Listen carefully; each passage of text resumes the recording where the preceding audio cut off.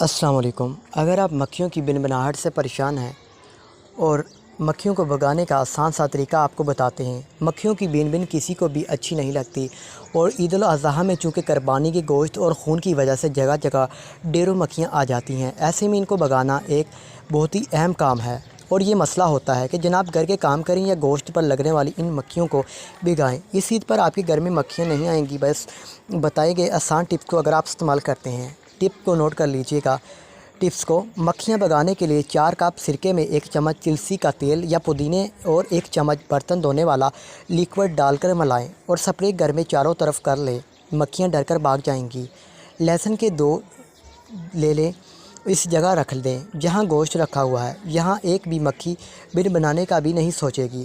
لیموں، ہر کالی مرچ لگا کر اس کو بھی گھر کے کونوں میں رکھ لیجئے گا، پھر کمال دیکھیے گا۔